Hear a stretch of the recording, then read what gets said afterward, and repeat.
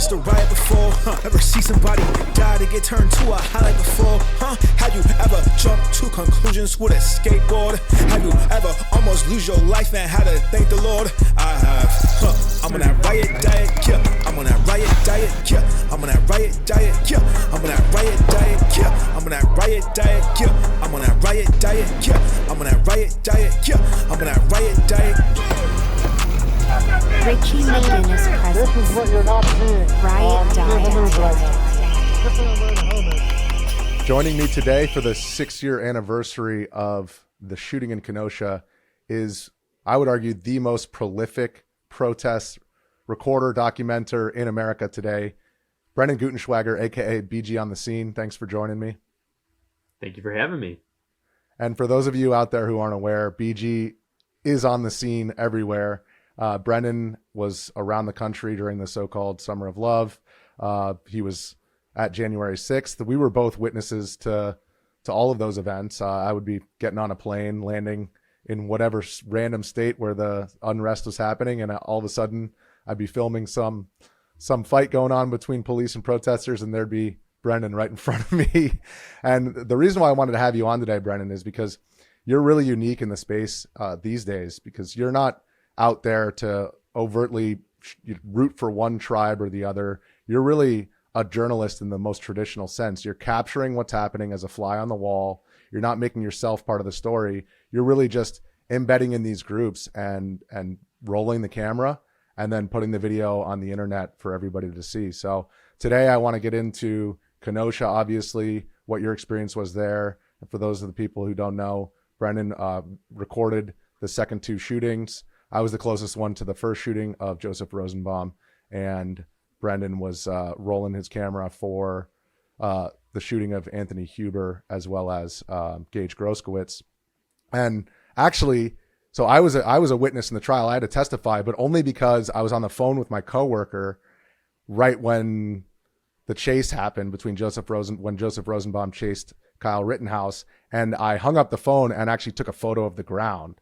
So I did not record the actual shooting, so I was forced to testify. Well, I volunteered to testify. I was subpoenaed out of state, so I didn't technically have to go. But I testified in person. You didn't have to testify because you actually did your job and recorded it.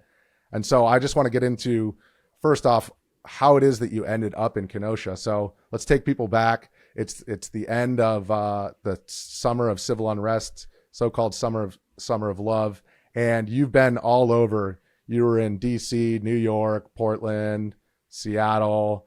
And by this point, Kenosha popped off on Sunday, August 23rd. And when did you arrive in Kenosha, and what motivated you to go there? Yeah, I remember it very vividly, actually. So the night prior, I was actually in Portland and covering a protest there. And I think it was a friend that sent me a video of Jacob Blake being shot at, or like some angle that maybe you could hear the gunshot, something to that effect. Mm-hmm. And that had started circulating online on social media. That was getting a lot of attention. And I immediately knew after seeing that video, I was like, oh yeah, this is like, there's going to be some kind of response in Kenosha to that. So I started making the arrangements pretty much right away. I still went and covered the event that was going on there in Portland that night, because at that point it was quite late. There wasn't going to be a flight in like an hour. But I believe I ended up driving to Seattle in order to get a flight that was early enough, flying from Seattle to Chicago, and then basically just driving from Chicago up to Kenosha. And yeah, that was Monday.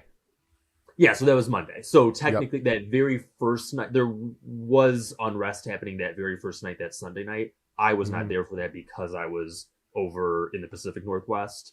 But basically as quickly as I could, I looked up, what are the flights out of Portland? The times were going to be later. I was like, well, what if I drive up to Seattle? Seattle had a much better itinerary going. So, yeah, and that was basically my initial reaction to it. It was having seen that Jacob Blake video online, and then basically getting the gears in motion to get over there. And so I arrived. Monday, late afternoon, early evening, and was in the city of Kenosha at that point. Yeah, and I remember that very vividly. We did the same thing. It was Monday morning.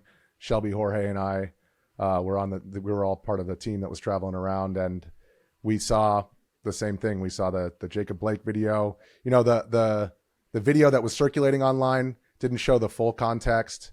I believe that he was tased twice before and wrestled with police, but the video itself just showed him escaping from the police's grasp and trying to enter a vehicle when he was shot 7 times. And, you know, that's kind of like everything else with that summer, where the full context of the fact that there was an arrest warrant out for him. His baby mama had called the police saying he's at the house, and I feel fear for my safety and my kid's safety. So like the narrative that was put out there was that he was shot 7 times in the back. It was 4 times in the back, 3 times in the side. Not that that really matters, but the narrative was the fact that Jacob Blake was trying to enter the vehicle where his kids were. What was not included was the fact that there was an active arrest warrant for domestic abuse of the mother of those kids, and also the fact that he was armed with a knife. I mean, all of this stuff happened so quickly, and I think that's what people don't realize back at home. So, you know, it gets taken out of context, it gets thrown up on the internet, and it really that's why it was such a motivating factor for the BLM movement at the time. So I want to take people into your shoes as you arrived. I remember we were on the ground and I saw you. We're in front of the courthouse. That's where the protesters had directed their ire because Jacob Blake was held in he was arrested by the police station, which is just next to the courthouse. And can you just set the scene for people on the second night of rioting, the first night that we were there? There was like a small group outside, and the police were out front with their shields, right? Yeah. So at that time, they had not yet put up a fence around the courthouse, which would come later. But that even by Monday night, they did not have that. So it was just police physically outside of the courthouse with shields. And so that was kind of more mobile in terms of like they had a line, but sometimes that line would move, go back, go forward, things like that. And just a lot of tension in the air, a lot. Mm. And there were people that were marching. There were people that were kind of staying there more stationary in that park directly across the street from the courthouse. And yeah, I mean, it was basically, you know, that was the evening and going into the early part of the night there. At some point, a group then marched away from the courthouse and then started going through the streets, going south and then a little bit over to the west as well. And that's where a lot of the vandalism and the arson, that's where a lot of that took place. You saw buildings getting set on fire, buildings getting broken into. At one point, there was like a whole strip on one street where almost every single building was set on fire. And it just evolved very quickly. And essentially what appeared to happen as all that was going down is that police stayed near the courthouse and were defending the courthouse and the, you know, the area in the immediate vicinity, but things that were happening a few blocks away, they weren't engaging with. They did not come over there and shut that down. And so you had these local businesses that were just being broken into at night and, you know, literally the building set on fire. There was one government building that was actually burned to the ground as well. I forget exactly what entity it was, but it was near one of the car sale lots. And so that, not the courthouse, not the main, you know, courthouse where a lot of that activity was going on, but there was one government building, and then a lot of the others were businesses. And the Dinosaur Museum was vandalized as well, and for those people who aren't aware, I mean, one of the first things that struck me when I arrived in Kenosha was, wow, the downtown area around that civic park with the courthouse, the library was actually built by the same guy who built Union Station in Washington, D.C. The architecture is genuinely beautiful. I think that's testament to what Kenosha was in the past. It was an automotive hub that rivaled Detroit at the turn of the 20th century. And that was, I mean, that was the first thought that I had when I got on the ground in front of that courthouse was, man, this city has beautiful bones. But then the surrounding area, there's a lot of poverty now because all those manufacturing jobs have been shipped overseas. So I want to just go through that burning of the commercial district because you were in Portland the night before that. And so you must have noticed kind of the difference between how prepared police were in Portland versus in Kenosha. I mean, Kenosha hadn't dealt with much civil unrest up until that point, let alone the riots that we saw. So what were the differences between the protesters / rioters and the police response that you saw? So Portland seemed a bit more organized in one sense, because at that point, by late August, the Portland protests had been going on for months. And so people that were out there was a lot of people that were out there on a regular basis. And the format of how things went seemed a bit more structured, repetitive, however you want to describe it, just by virtue of it having gone on for so long over there. And so, and in general, there's, more activism and protest activity that's outwardly visible in terms of like physical demonstrations over in Portland. So I think that in that sense too, both the protesters and the police were a bit more prepared for, okay, people are going to be outside, people are going to be out in the streets, people are going to be marching, things like that. So Portland, I mean, the location changed in summer of 2020 in terms of like what part of Portland they went to. They did spend a lot of time outside that federal courthouse downtown, but they would also go to different parts of the city. They would gather at different parks and other neighborhoods. So it wasn't as frequent as it appeared outside of the federal courthouse downtown there. It wasn't exclusively there. That all being said, when it came to Kenosha, it seemed much more, how do I put this? Like people just coming out very last minute and kind of just like an immediate response, which of course makes sense in the sense that, they were responding to this very specific incident that happened that Sunday. So it's not like there had been months of ongoing protests on this topic because the incident happened on that Sunday, the 23rd.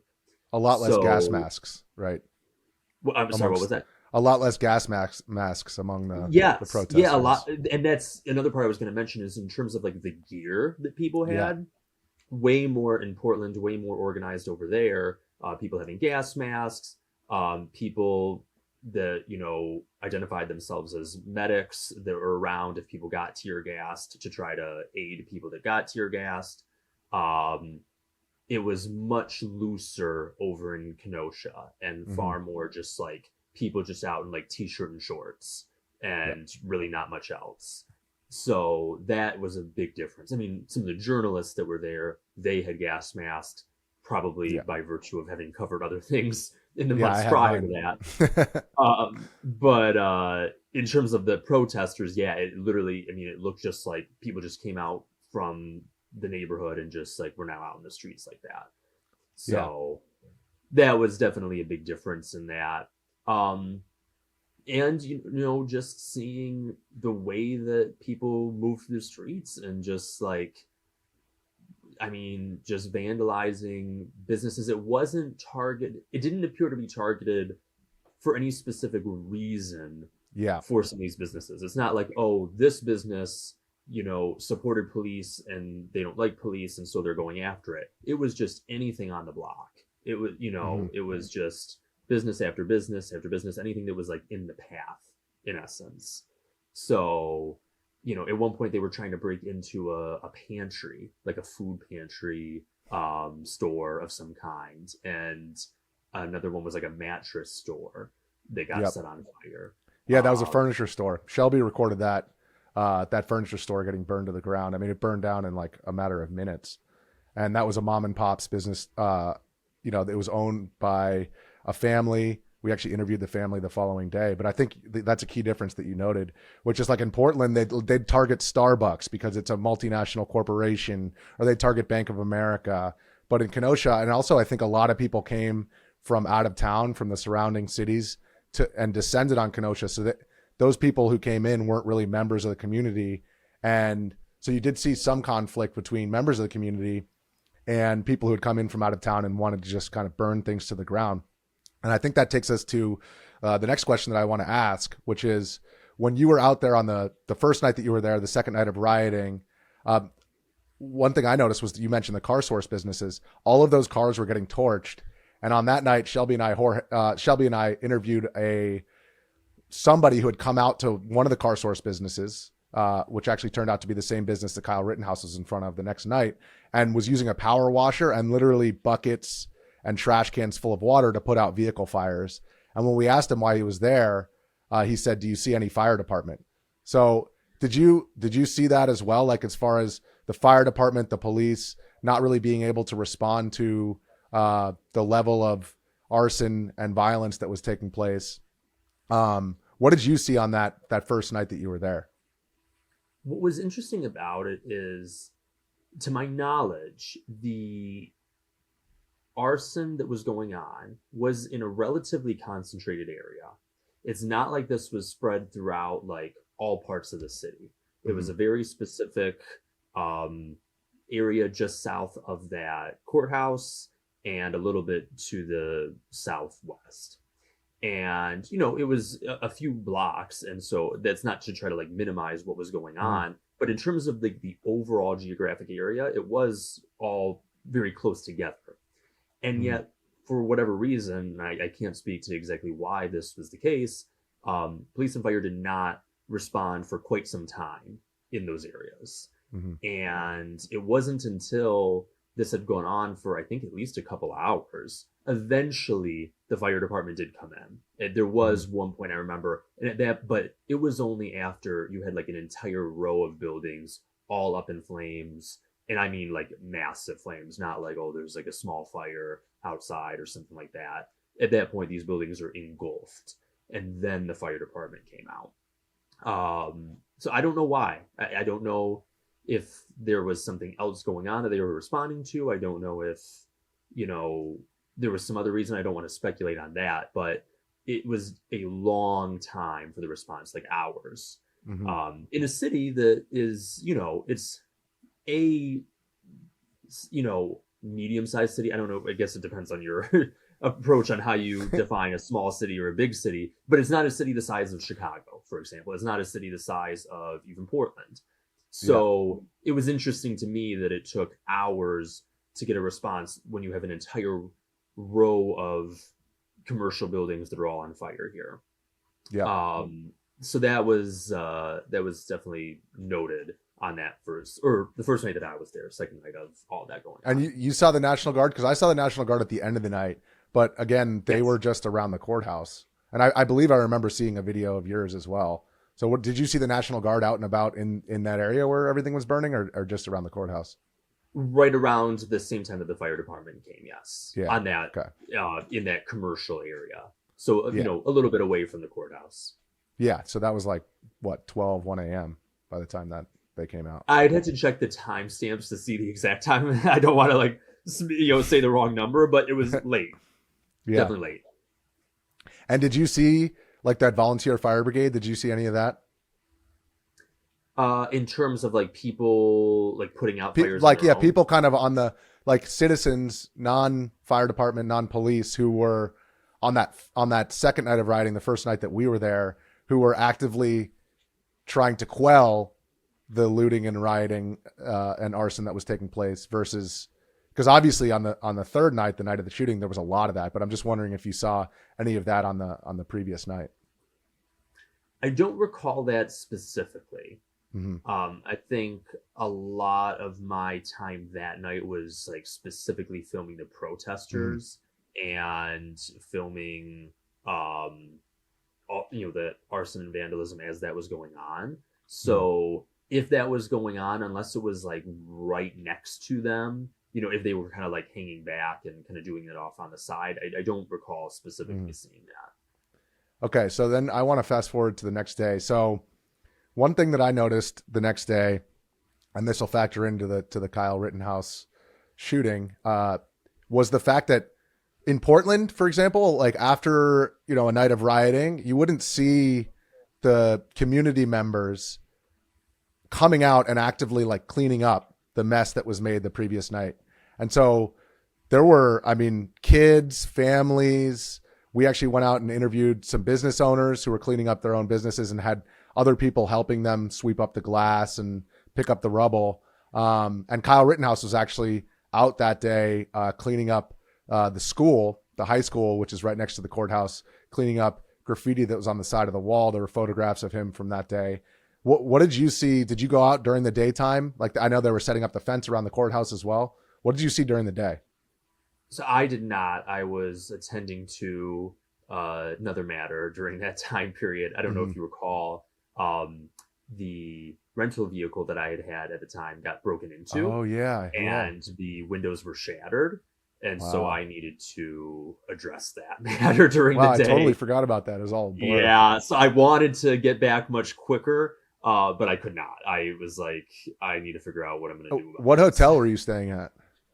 Do you remember? None. You're sleeping in the plan at the time had been to sleep in that vehicle. Yeah. And because it was so late and I didn't know how late things were going to go. Yeah. And quite frankly, that one hotel there, I think like the Stella, it's called. Yeah, the Stella, that's where we were, yeah. It was boarded up and I didn't even know that they were operational. Apparently they actually were, Yeah. but I didn't know that. I just, driving by, you see a hotel all boarded up. You just assume, okay, well, they're probably closed. Wow. Which is, as I learned, there was a subway that was boarded up, but it was open during the day. I remember that pretty vividly.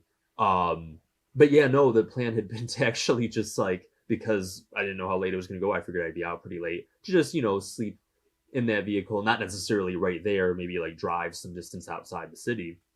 But got back to the vehicle and windows are shattered. There's glass all over the interior of the vehicle. And I'm like, oh boy. So you didn't sleep? I did. What I did, I drove to Chicago, was able to meet up with a friend, thankfully. I literally like called this friend of mine with the broken windows. What'd you say, sir? You drove with the broken windows to Chicago. Oh yeah. I had no choice. Wow. No choice. It's like 3 a.m. at that point. Yeah. And it's like, I don't really feel, I mean, in theory, I suppose I could have tried to call somebody, but like, you're going to call them to this like zone of unrest to try to address these broken windows at 3 a.m. Like, having seen what had just transpired in the hours prior, it wasn't something I felt super comfortable with.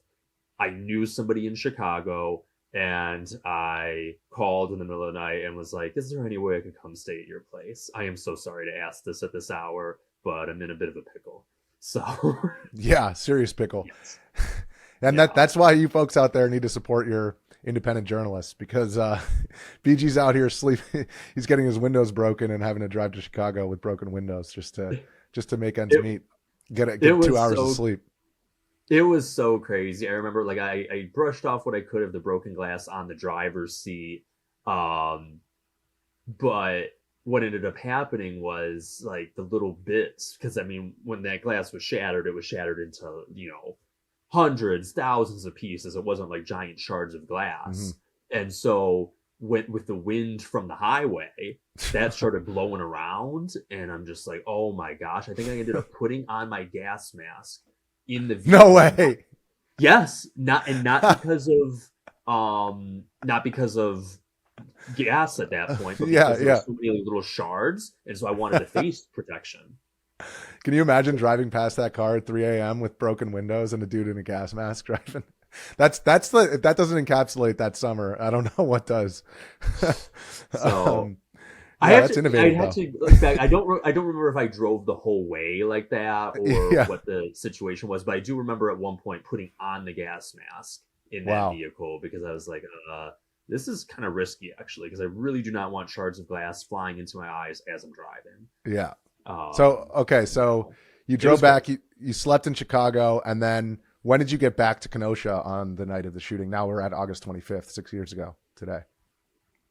I want to say it was around 6 p.m., maybe 7 p.m., something like that. Yeah.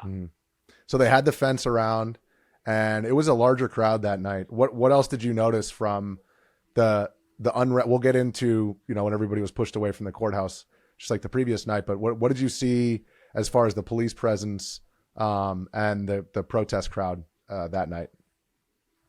Yeah, so that was definitely different in the sense that, the fence being out played a role in that. There was some kind of daytime protest that I think was like wrapping up. So something that was like peaceful protest, people just, voicing their concerns about the situation. But then people were either coming out or like staying out if they already were out, as sun started to set and it got later. And it basically turned into confrontations specifically there outside the courthouse.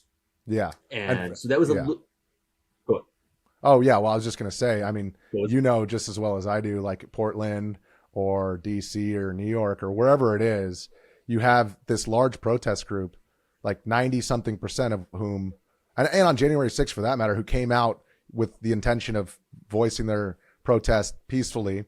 And then you have a much smaller group that's more intent upon agitating police. But obviously the news coverage only focuses on the latter group.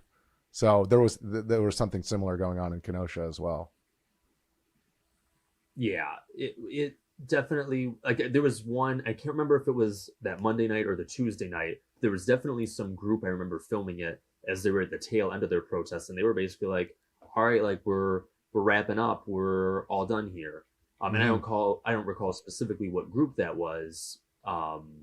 But like basically they were like ending their protest at 6 or 7 p.m., something like that. So the activity that you saw later on in the night was different people that was related to the same topic, but a much different response. Yep. So in Portland, you'd have like 4,000 or 5,000 people out in that park in front of the federal courthouse, and then like 4,700 would go home, and then you'd have a couple hundred who were keen on smashing into the fence and drawing out the police. So it was kind of similar, but definitely not as prepared and well versed as the group in Portland. Okay, so now you have a group of people. They're out around the fence. What did you notice about their interaction with the police and with the fence versus in Portland, where the federal courthouse was surrounded by the fence? So I would say, similar to the mention before about the gear, not as much of a some of the things that I saw in Portland in terms of how people responded to the fence, did not see that in Kenosha. Like in Portland, they were lobbying round after round of fireworks over the fence. At one point taking some kind of saw to try to actually like break through I the saw fence. that was nuts. Yeah. So that went on, setting fires inside, like on the other side of the fence, by like setting something on fire, like a piece of cardboard, and then throwing it over the fence. Yep. So there were things like that going on. Didn't see as much of that in Kenosha, but it was still confrontational. People were throwing like bottles, things like that.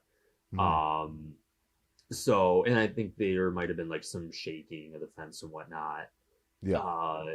What ended up happening, if I recall correctly here, is that police eventually just didn't even want protesters in that vicinity. Yeah. And so they started pushing them back away. So this was different. So the night prior, protesters essentially had, gone and marched and then like went through these, other streets. Here, police specifically were pushing them away from the courthouse, and in much greater numbers. So like they had a very, very long line of police. Yep. They had the Bearcat out and were making announcements saying, you got to leave. I remember too, like one of the streets was blocked off because some dump truck had been set on fire. Yeah, the garbage trucks. Yeah, the garbage trucks. In my book, I call those trash dragons because they were on fire. It's another summer of love term for you. Yeah, it's one of those things, like I had to go back through the footage to remember some of these details because there was just so much. Especially for Kenosha, because Kenosha, like, it was so, I mean, it was part of that broader summer 2020 storyline, but in many ways it was also very unique in terms of the setting and how it specifically transpired. So there was some areas that were blocked by that, but then you had police on foot or in Bearcat that were pushing the protesters back, like ordering them back. I remember actually there was one officer that initially was speaking like relatively softly, or kind of just like in a normal voice, not particularly authoritative or like demanding. I noted that as well. They were much more polite. They were like, "Hey, can you leave, please?"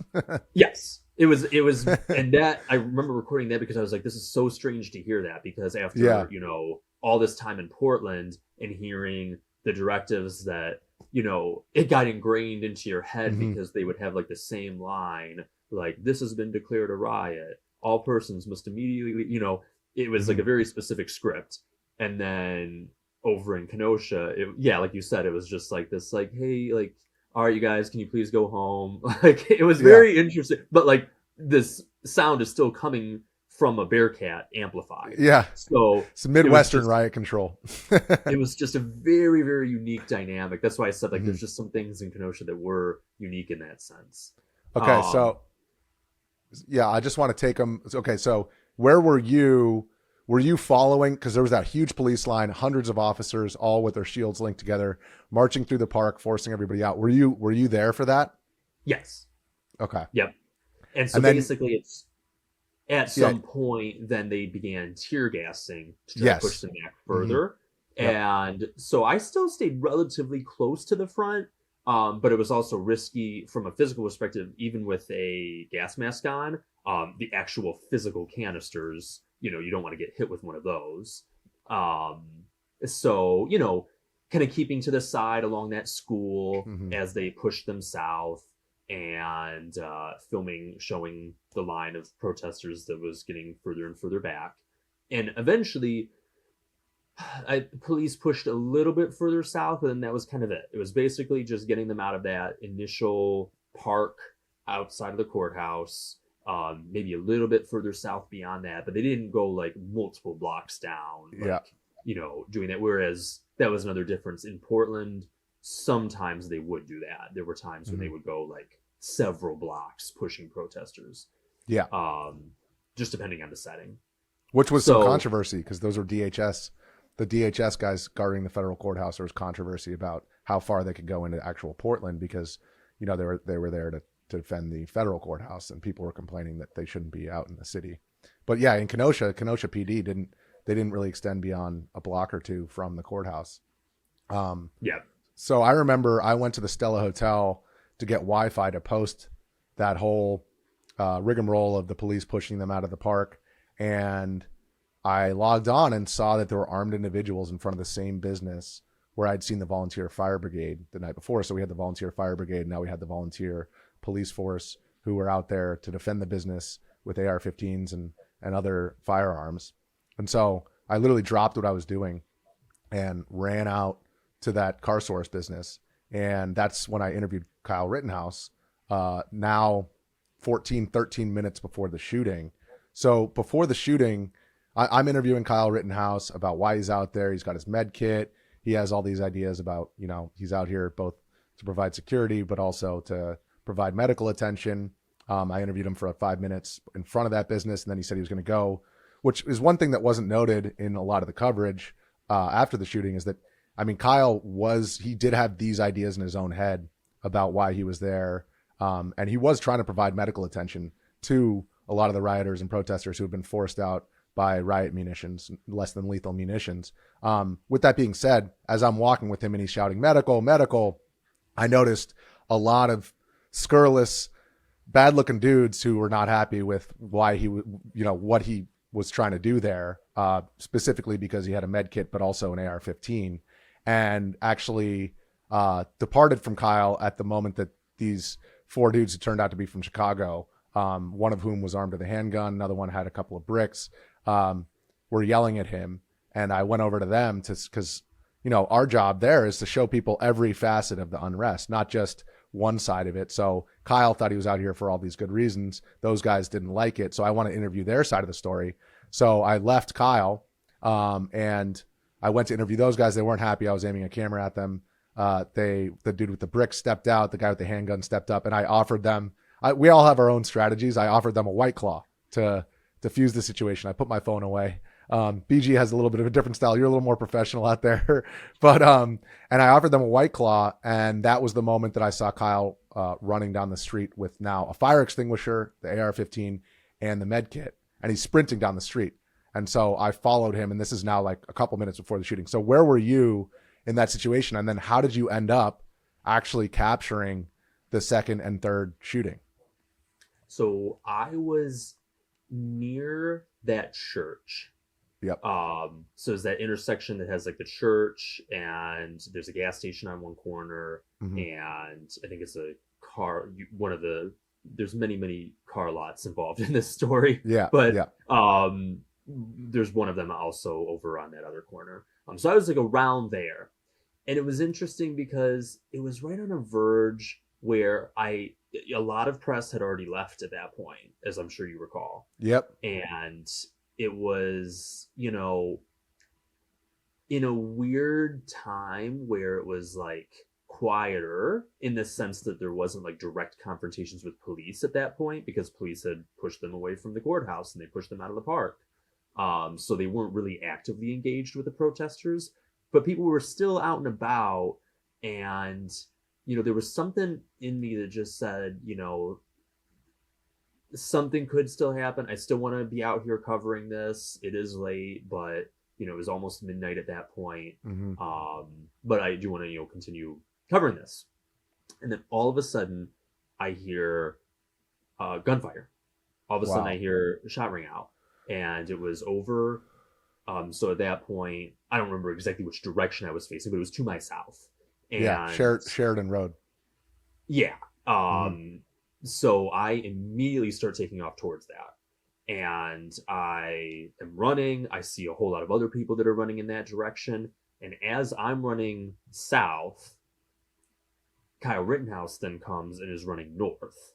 So at that point, that's where I first intersect him in terms of like after the shooting is there's already been the incident with Joseph Rosenbaum. Yep. And now he's leaving that. He's running. He's heading northbound. I hear people, saying, that guy just shot someone, get him.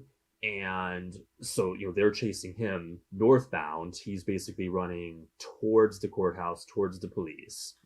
And so I am following, and I basically just kind of like track with that because I can see that there's some kind of commotion. Did not see what initially transpired that led to this, but I can tell that like there's clearly something going on right now. And then I just kept the camera rolling, and that's the video that you referenced earlier of me recording this. I just keep rolling. I'm basically following him along Sheridan Road, and at one point he appears to trip, is on the ground, and then ends up shooting at that was the Gaige Grosskreutz and the forgive me for this. I'm trying to make sure I keep all the names. Anthony Huber. And Anthony Huber, yeah. So I'm trying to make sure that I Jump Kick Man. separate So you all the individual ones. I think the way that it went was Jump Kick Man came in, tried to jump kick Kyle while he's on the ground. Kyle misses him. He runs away. Anthony Huber hits him with the skateboard. Kyle fires one shot, which went into his heart and killed him almost instantly. That's on your video. And then Gaige Grosskreutz pulls a Glock, and Kyle shoots his arm. And I'll get into the aftermath and what I saw in the hospital. But so just to fill people in, the gunshot that you heard was a guy named Zeminski, who actually, so I was running after Kyle. I called my coworker. I said, something's about to go down. I see this guy with a fire extinguisher. And that's right when I hear some yelling, and I see Joseph Rosenbaum emerge and chase after Kyle Rittenhouse. And Kyle starts to run away.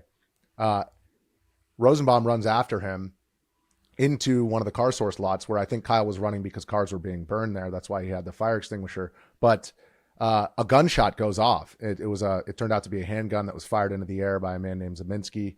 And Kyle stops and turns around. And that's the moment where I'm running behind Rosenbaum, and I kind of, it all happened in a matter of seconds, but I'm starting to realize, okay, I might be in the crossfire here. I thought I was recording, had my camera up, and Joseph Rosenbaum screams, throws a bag, screams F you, continues to run at Kyle, dives for the gun. Kyle dodges and shoots 4 shots in 0.7 seconds. So I think those are probably the subsequent shots that you heard. Rosenbaum goes down to the ground, and I now scoop him up. And another guy who we saw around the country, Ford Fisher, then records what happened from there. I was carrying Joseph Rosenbaum towards the hospital. I was actually getting punched in the head by people who thought that I was somehow involved with Kyle. I removed my shirt to try to stem the bleeding. And so I didn't even hear the subsequent gunshots. But I want to get your perspective, because like that all happened so quickly for me. And then Rosenbaum hit the ground. My dad was an ER doctor growing up. So I just kind of like instinctively, there's no thinking that happens in these situations, at least for me in that situation. I was just like, guy on the ground, lifeless. I'm going to try to get him to the hospital. And so I was carrying him, ended up putting him in an SUV. We were in the hospital within 6 minutes of the shooting. But like, what was going through your head as those gunshots go off? You, by the way, run towards the gunfire. And now when you see Kyle running, you see him trip, and then you see that first shot at Jump Kick Man and then Anthony Hubert. What's going through your head in that moment? If I'm being honest with you, yeah, like it's happening so fast that I'm not really thinking super deeply about what it is I'm filming. Just like keep it going, keep like, stay with it in essence. Like I'm trying to keep up with what's going on, trying to make sense of every element of what's going on would have been impossible just because there's so many people around and people are shouting things, and I didn't witness what led up specifically to them chasing him. So it was just, I can tell there's commotion and I'm filming this and I'm just gonna keep running with it. The other thing about that is I'm actively running, like it's there's physical exertion there, and there was a lot of running that summer.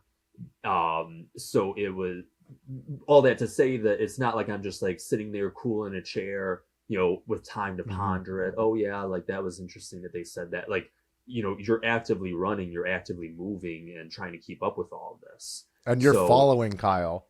Yeah. And did it cross your mind that you might be caught in the crossfire at any point? It did. Yeah. That is one thing that did end up crossing my mind, is when there was that very, very close encounter with him, with Huber, with Gaige. I remember, and with Jump Kick Man, I remember seeing how close all that was, and it appeared like a struggle for the gun. And at that point, I was only like 15 feet away, maybe 20 feet, something like that. I was close. And literally that thought did go through my mind. I was like, if, there's a struggle going on, even though I'm not like specifically a party to whatever it is that's going on here, just by virtue of proximity, like if that gun accidentally gets turned over in my direction and then a trigger's pulled, like, that could have ended very badly.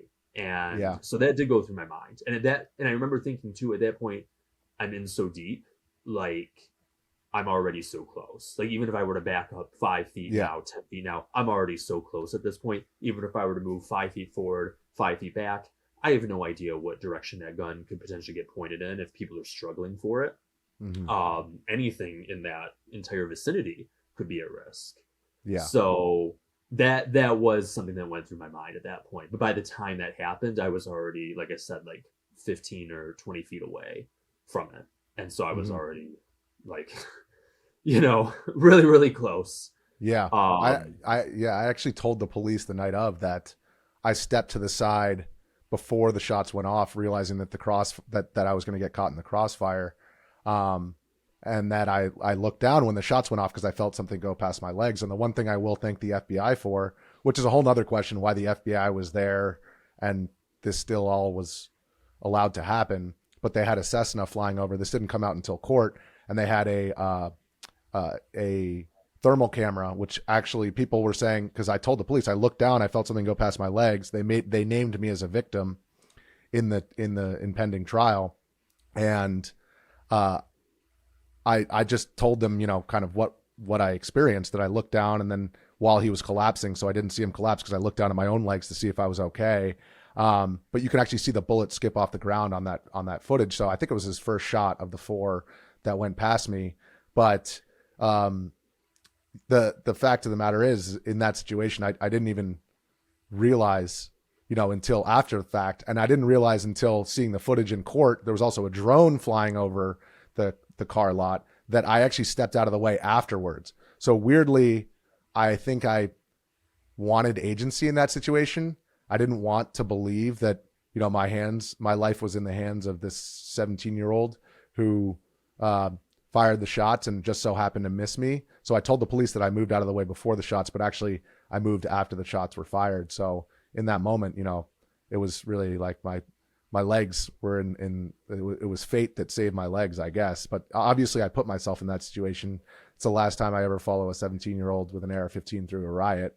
But I want to go through the aftermath on your side of the story. So I carried Rosenbaum to the hospital. I put him on the gurney. You know, he was clearly his lung had collapsed, and I didn't know who he was. I didn't know what his criminal history was. I didn't know anything about Rosenbaum. I just knew that I saw this regret in his eyes, and I was trying to comfort him as we were on our way to the hospital in those few minutes that I was in the back of the car. And I loaded him onto the gurney. I'm covered in blood. I'm shirtless. And then I see Gaige Grosskreutz walk in with another officer and holding his arm. And, you know, it was a gruesome scene. I'll leave it at that. But I just remember kind of realizing that I had witnessed something. I told the police that I had the footage on my phone.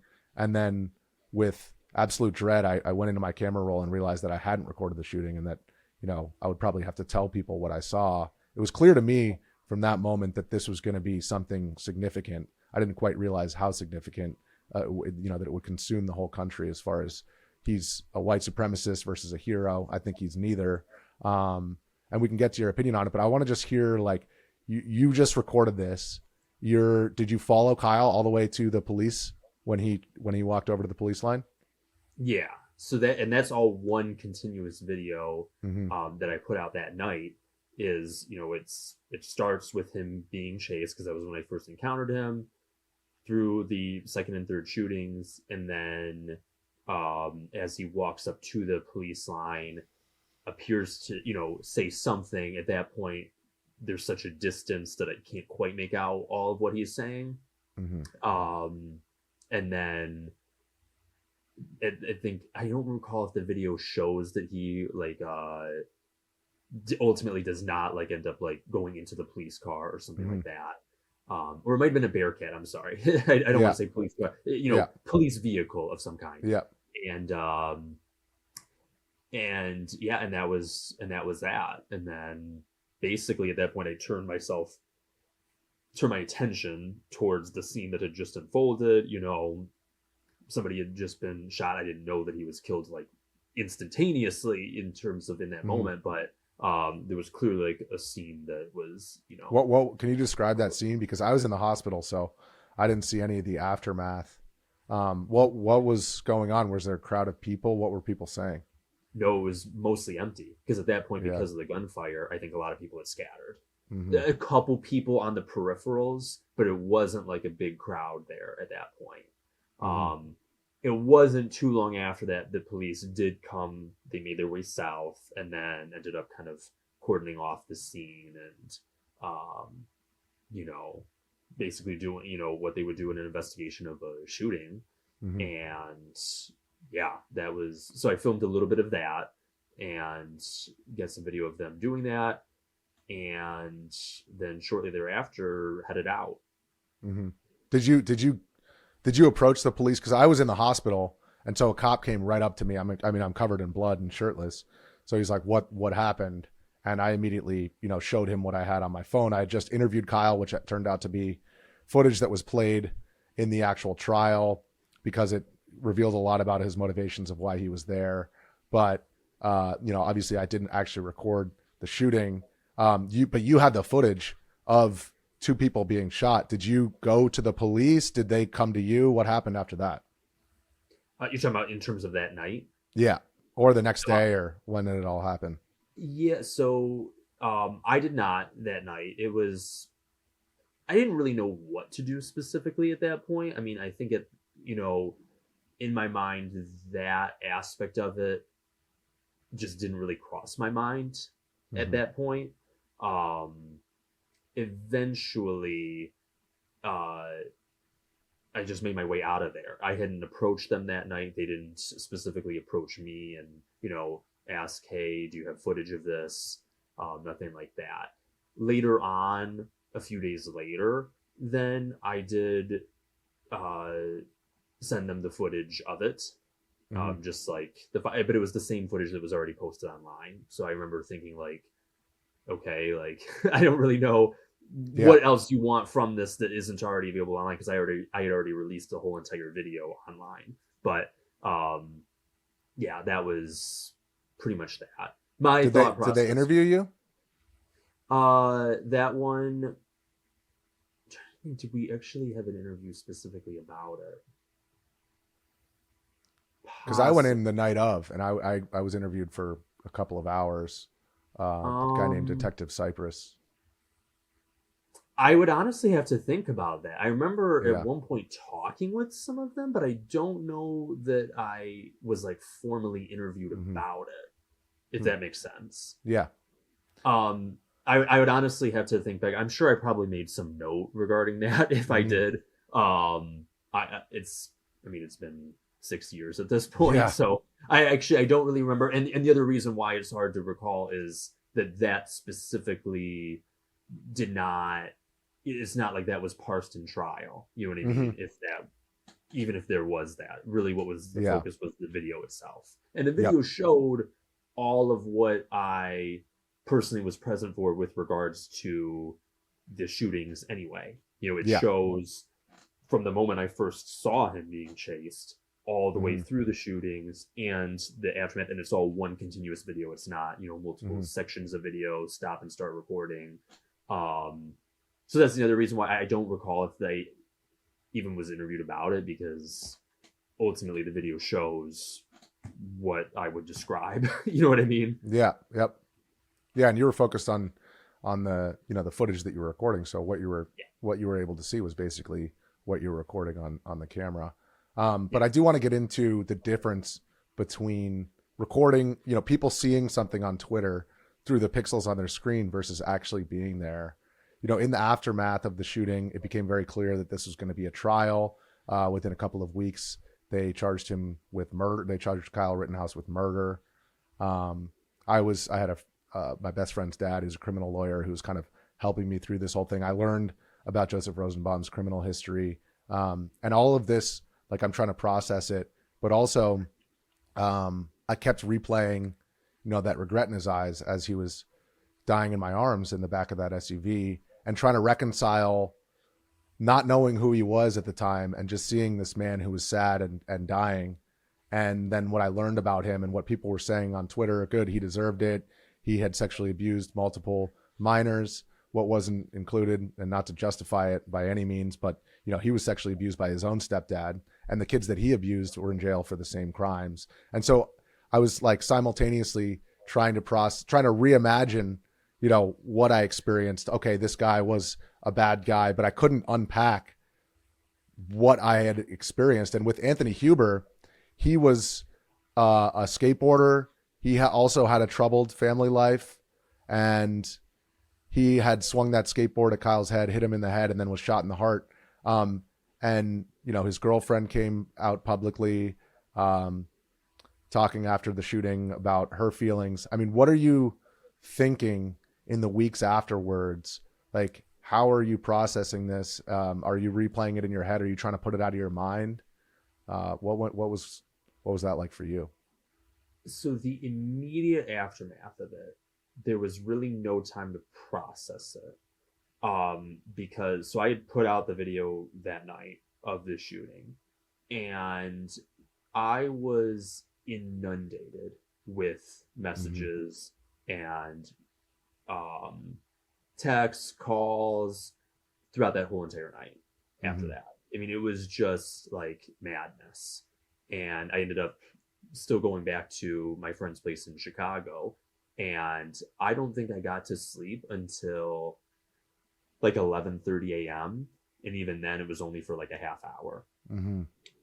It was just so overwhelming with so many people, like different news outlets and whatnot, wanting to ask me what I had seen, what had happened, asking me about the video. I mean, just a flood of messages, just absolute chaos. So that really prevented me from processing it in a sense of like, it's not like I just went home and, had some time to like sit down, have something to eat and think about it.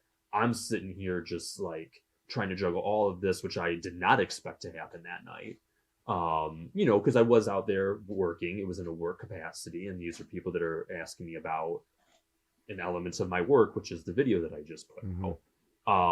In terms of actually processing, what I had witnessed, though, that really hit me about 2 days later. And I remember, so I had I was in Kenosha the following night, and then I was in Washington, D.C. the next night. And I think it was either on the way to or from D.C. Because at that point, things had calmed down enough in terms of like the flood of messages and whatnot. It did go on for a while. But I had enough time. I was in the vehicle, and thankfully somebody else was driving. And so I was just like in the back seat, and all of a sudden it really hit me like that I had witnessed that. I had seen some of the reports in the news at that point, which in ways brought more context, in other ways also started to inject a lot of opinion into it. So that was a bit of a struggle too. Like when you're initially seeing it that night, one thing that is beneficial to that period of time is there's no time for opinions to be injected into it. Yep. When you're first witnessing it, you're just witnessing things with your own eyes. And it's only then in the following days when people start injecting other narratives and different, they're going to pick this part of the story, but not that part of the story. And then they're going to, portray it this way. And then people just outright just opining about it and, connecting it to broader events or broader things in the country. So in ways, having the additional news about it helped in that, because there were, as I said, elements of it that I didn't know. What was it that triggered them to be running after Kyle in the first place, right? I didn't know what had transpired with that first shooting. So it helped to have that information. But on the other hand, also, it's like, okay, now I'm hearing a whole lot of things from a lot of people who were not there.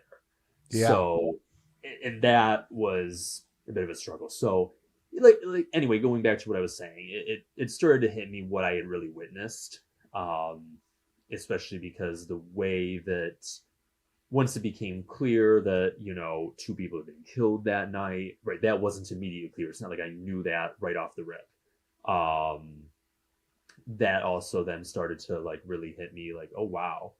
Like I was actually there, and, at least for one of those, I had witnessed somebody get shot and killed. And so that was heavy. It was heavy. It was also a very busy time. And if I'm being honest, I just kind of threw myself into my work and continued to, cover things as things transpired. So stayed very busy.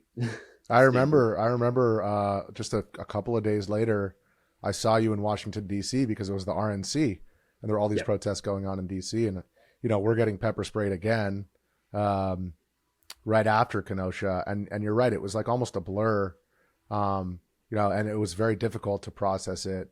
And then, you had the election. I mean, well, I guess we can get into speaking of how crazy it was. I think what was a month and a couple of days later, we're in Wauwatosa, Wisconsin. I'm driving you around in a Camaro. Shelby's in the front seat. You're in the back seat. And I will tell the viewers out there, it was my actions that got BG arrested. And I got let off because I had a press credential, and you did not. And I believe that you had a news hit that night. You obviously weren't able to appear in that. And, I feel terrible about that. So I've said sorry before. I said sorry the next day, but now I'm saying sorry publicly. What happened was, Alvin Cole was another police involved shooting. His mother was getting arrested. I had credentials, so you guys stayed by the car. This was in Wauwatosa, Wisconsin in early mid-October. And they told me to clear the area. And I knew I was allowed to be there after curfew because, the press is supposed to be there for exactly this kind of purpose of recording an arrest, make sure everything, be a mutual observer. But I agreed because you guys were at the car. I get back to the car, immediately get form tackled by the police. My credentials go scattering on the ground. What happened to you? You got yanked out of the car, right? Yeah, literally there was like a taser held in my face. I wasn't tased, but and I believe the phrase was "get out of the F word car now," just Yep. like yelled. And because it was a Camaro, it's a 2-door vehicle. Also and my I'm in the fault. back seat. I rented it. Yeah. So in order for me to get out of the vehicle, it's like I have to awkwardly like go. The passenger seat has to be pushed forward, and then I have to like awkwardly crawl out. And apparently, the police officer was not content with me just doing that, even though I was. And so he yanks me out of the vehicle, throws me back, and we're in a parking lot. So I end up like falling backwards, hitting my head backwards onto this asphalt, which was not pleasant. Mm-hmm. And then I was arrested and, handcuffed. And, I think I literally remember vividly Shelby yelling, "He's press, he's press," Mm-hmm. and to no avail. Yeah. And was put into the back of a police vehicle and driven to some other location where then we just like stayed there for a while. It's still in the vehicle, but it was almost just like a random lot or something, and then eventually ended up going to jail and processed there. Yeah. And you got the footage of the cop teeing up a billy club on my knee, which I still have a bone spur. That was right before you got yanked out of the car. And then what I remember is I just been whacked by the billy club. I'm face down on the pavement. He puts his knee on my head. My head's cut up. And I like couldn't walk after. I could barely walk. They put us all into the back of that van. We're all zip tied. And then they found my credentials. They said, "You're free to go." And then Jeff Ingersoll, because Shelby and I worked at the Daily Caller at the time. And I think this is an important distinction here because it just goes to show like independent press is so important in our discourse. But at that time, because I had a congressional press credential and because we had an actual outlet that we were working for, Jeff Ingersoll, our boss, had said, "If Shelby ends up with a black eye and you're not in the ICU, I'll effing kill you myself." And so I marched back into the van after they unclipped me and I said, you're letting her off or else like we're all press. They wouldn't let you off because they couldn't find an actual outlet. They found Shelby's byline on the internet, so they let her go. So unfortunately, you were hauled off to jail and we were let off. And I'm like not even able to drive the vehicle at this point. Shelby drives back to the hotel and I stayed at the hotel and Shelby came and picked you up, right? Yep. Yeah. And so again, my apologies for getting you clipped in Wauwatosa, and we'll find a way to pay it forward somewhere along the line. Maybe it's helping out with that book project that you should definitely be doing sometime in the future. But it's all water under the bridge. Yeah, it was a crazy time, and I just want to touch on real quick because. Number one, you're independent media. So obviously you got hauled off there just because you didn't have like a actual news outlet that you were working for. You were working for yourself, but you were there when nobody else in the press was in all these different instances. And that brings us to the election, the Stop the Steal protests. And then January 6th, you were also there on January 6th on the front lines. I was there as well. We were in two different parts. You were on the eastern side. And I was on the Western front. So can you just walk me through number one? I think you might have that reversed. I would have been on the Western side. Oh, I think you were on the Southwest and I was on the Northwest is what it was. Were you on the? Well, I guess no, you were on the Northwest actually. Northwest, it depends on what time we're talking about. I was kind of like middle West and then ended up on the Northwest. Yeah. Yeah. Because you also, your most viral footage from that entire thing was the breaking of the windows. Yep. Which is now on the other side of the Capitol. So I guess you followed them around. Is that how that went? No, that's on the west side. That was on the west side? Okay. Yeah, that's like basically northwest, not quite like the full corner, but like to the northwest, if you're just looking at the building from, bird's eye view from above. Yeah. Okay, but I just want to rewind for a second because we were at the Stop the Steals in November and December. Saw an escalation of violence. Saw the Proud Boys descend on DC in December. Street brawls. And, you know, I didn't really know what to expect on January 6th. I was actually at home. Jorge Ventura, who was also on our team, was out on the ground for Trump's speech. You had to get there super early because of the Secret Service. I thought that the violence was going to start just like at the Stop the Steals around dark. So I was planning on being at home where I had internet because there was no internet down there. There were so many people on the mall. And then my girlfriend, now wife, said, I see cops running. So I was able to get from Georgetown. I got a skateboard, my bulletproof vest, my bulletproof backpack, my ballistic helmet. Because by this point after Kenosha, I'm much more prepared. And I put all that on in the Uber, hit traffic, and then skateboarded down to the Western Front. Got there at like 1:50. But for you, like, because when I heard that report from my wife saying I see cops running, I knew, okay, it's on. Like, this is going to be bad.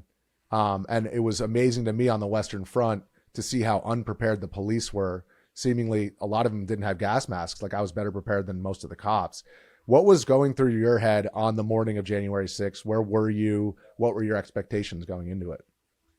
So morning of, kind of got going a little bit late because I'd been out late the night prior because there were those clashes at Black Lives Matter Plaza. Says the night of January 5th going into January 6th. And then, so I went back to my hotel, slept, got up. I didn't realize just how many people were going to be out for Trump's speech. I actually was surprised at just how big that turnout was.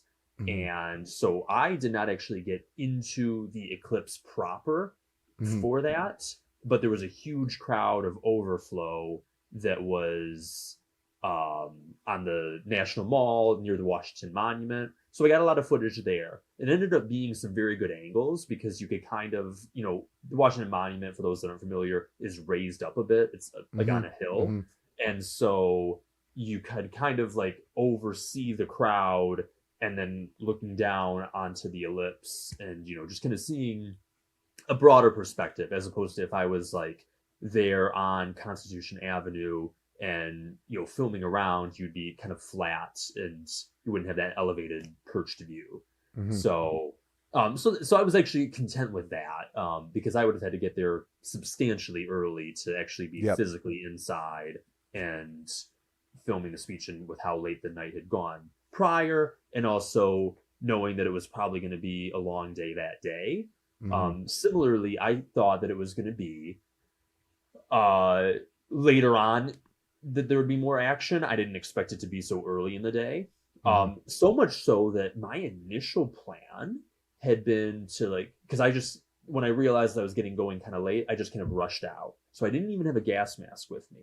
In my mind, I thought, okay, like probably around, you know, afternoon at some point, I'll come back, I'll get the gas mask, I'll, you know, kind of properly get myself ready for the evening.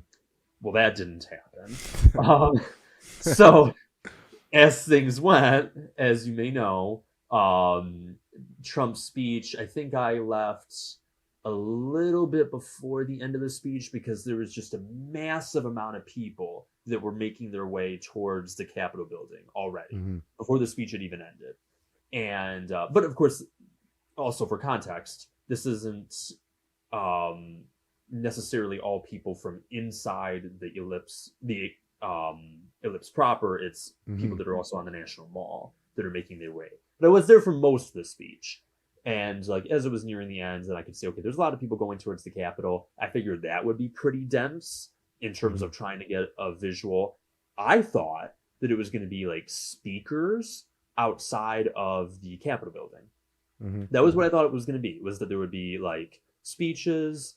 Police wouldn't be letting people, you know, actually be going into the building. So people would just like set up maybe like an impromptu stage or maybe just stand on some structure or something. And maybe with a megaphone or maybe with like a proper microphone and speaker system to in some way just do speeches, because that's basically what had happened on the prior to pro-Trump election-related demonstrations in DC, the November 14th. The Stop the Steals, Yeah, the November 14th, the one they called it the Million MAGA March. That was November 14th, 2020. Then there was the December 12th, 2020. That was the one that had the huge showing of Proud Boys. In both of those, same topic, but it was basically just, speeches. They did actually have like a stage set up for, I think, both of them actually, in Freedom Plaza. And so I thought it was going to be something to that effect, that we would go there, it'd be a big crowd. And so that's also part of why I started making my way there a little bit before the end of Trump's speech, is because I figured it would be dense and it would be like you had to really like work your way through the crowd to get a good visual on whoever these speakers are. And I was assuming it'd be some of the same people that we saw in previous ones, like Ali Alexander, Alex Jones, possibly Nick Fuentes. I didn't really he was there. Yeah, I didn't think too deeply into like the specifics of who. I mean, I figured Ali Alexander, because he was present at a lot of this stuff during that time period. But yeah, that's what I really expected. So also why I didn't bring a gas mask, because I figured I was probably just going to be filming. I didn't know you didn't have your mask for that. It's amazing you got all that footage through the tear gas and the pepper spray. No gas mask. And it's not the first time. I mean, there were times I went through Portland without a gas mask. And Minneapolis without a gas mask too. Yeah, that was, you learn to find a way to deal with it and not get too scared of it. I mean, obviously it's not like I can like put some force field around me and, and pretend that it's not happening, but at least like, okay, they start tear gassing, don't freak out, Anyway, so as I get there, already there's commotion as I arrive, and I can see that there's fencing or like barricades that have been like tipped over. And people are just surging towards the building. And I get up there and people are yelling at police. There's a line of police out there. I can see there's just like a lot of clutter. You can tell that things are kind of in disarray. And then like pretty much almost immediately I see like clashes with police, and police are deploying pepper spray. It was a lot, like right off the rip when I got there. It was probably like 1:30 or something. A little bit after 1, not quite 1:30 yet. And at one point, there was like a particular brawl. This is actually a fairly well-used clip, but not quite as well known as the window smashing one. But there's one of them just like clashing with police. Almost looks like a brawl or like a melee. And at the end of it, there's an officer that deploys pepper spray, and the clip cuts off pretty much right after that. What people might not realize about that is the reason why, because I got pepper sprayed. And like, I mean, the pepper spray wasn't like necessarily only hitting me, but like I got pepper sprayed badly, really badly in the eyes, and I could not see. And it was very, very, how do I put this? I was pretty nervous at that point, because I am in a very volatile situation, and I'm in this dense crowd. There's police, there's, things flying in the air, and I can't see right now.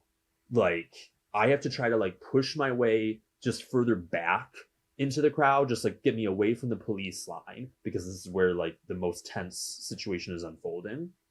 And I actually just try to make my way, asking if like anybody's got water, try to get some water in my eyes. I think I might have had some water on me.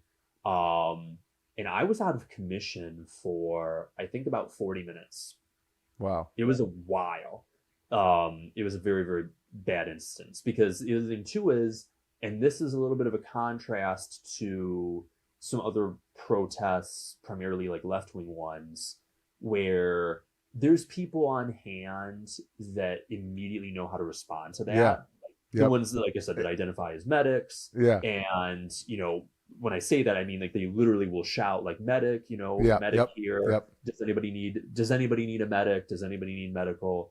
And so they identify themselves. They clearly project that. And people that know immediately how to respond to that. Here, it was more of a crowd of like, I mean, people that just didn't necessarily have that quick response for that kind of situation of somebody getting pepper sprayed and whatnot. Mm-hmm.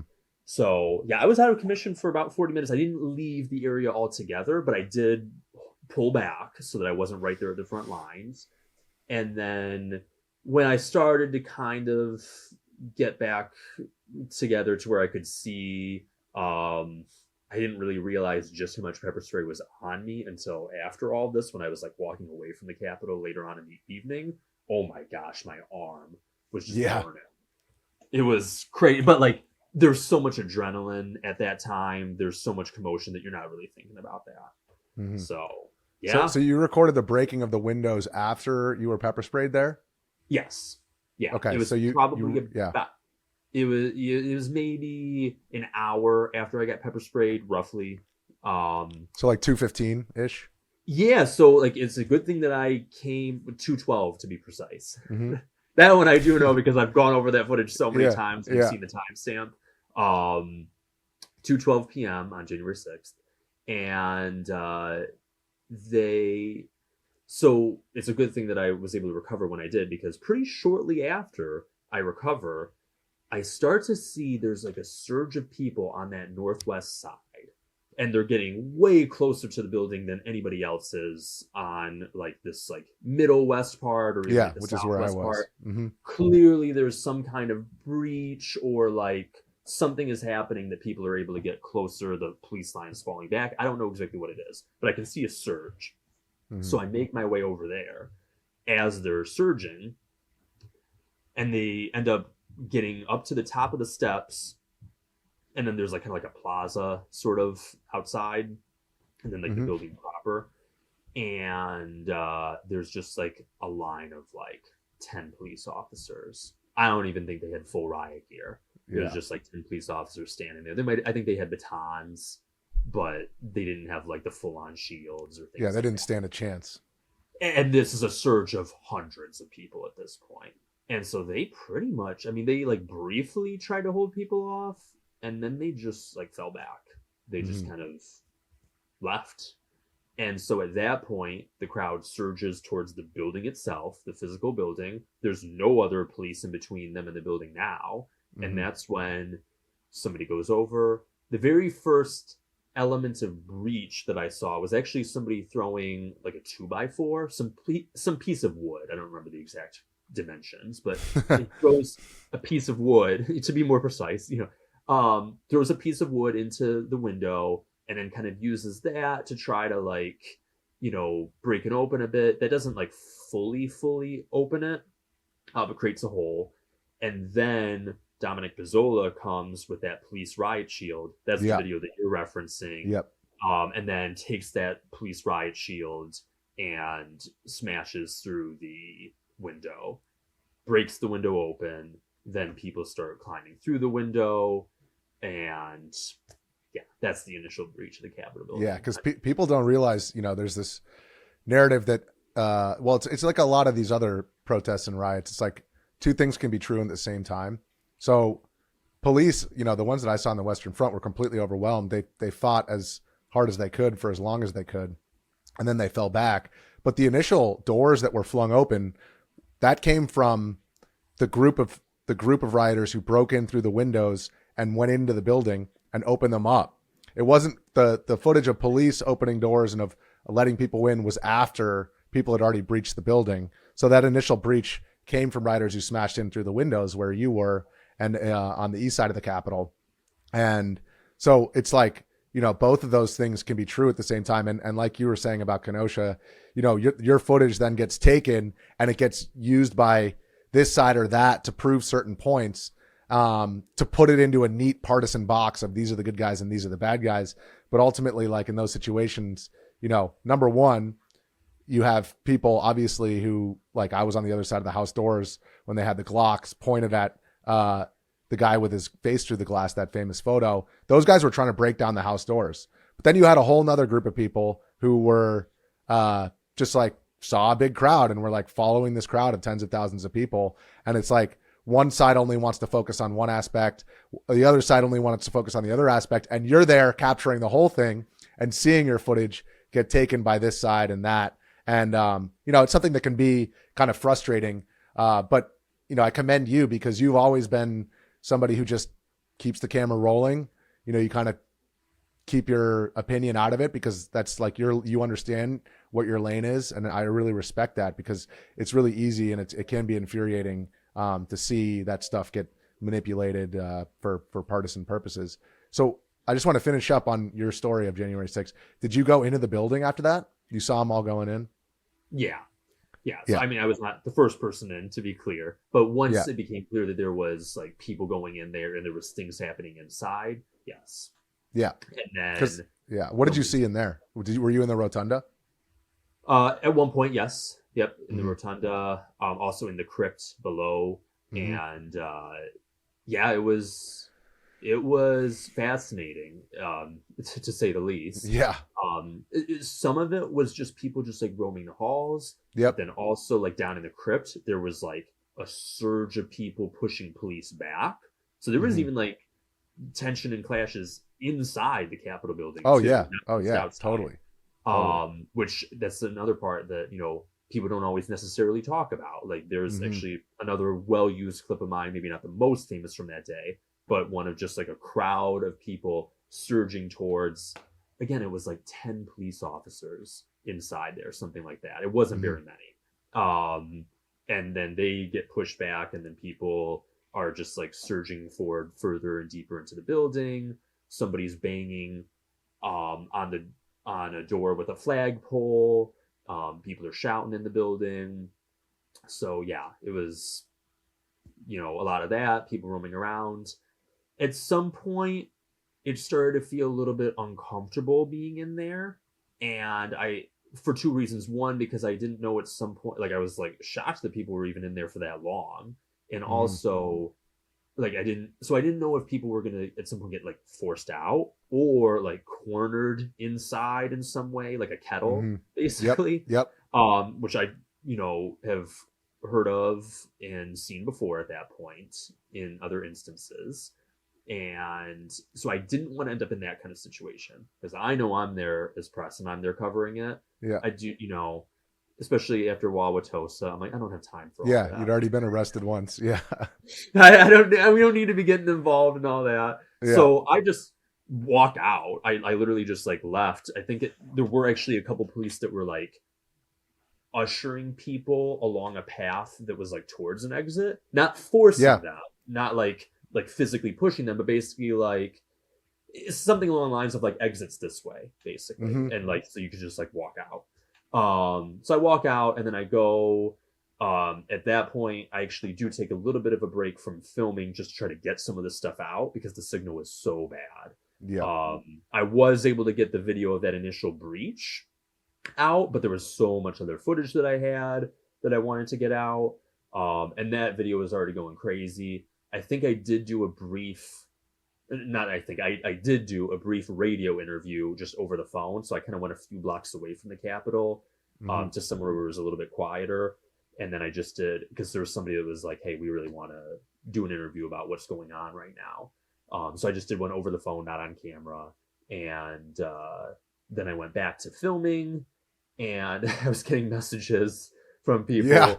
That one, that was there was a lot, but that was one where, so the difference between that and Kenosha was getting a flood of messages, but I was already like done filming for the night, so it was still overwhelming, don't get me wrong, but like I wasn't also actively trying to film something that's going on. Here I was like, you know what, some of these messages are just gonna have to wait because there's still stuff going down right now, and I'm not gonna be pulled away for the whole rest. I mean, with the amount of messages, I probably could have easily been pulled away for the whole rest of the evening just from responding to those alone.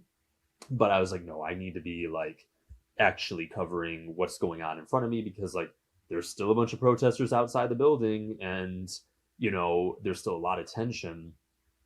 Then I started filming over by that tunnel. It's a very famous tunnel at the Capitol where the to be inaugurated president walks out on inauguration day. And so there was very, very dramatic clashes there, very violent. Somebody with a baseball bat just swinging it at police. Yep. And just people throwing things at this like group of officers that are just very like dense inside that tunnel.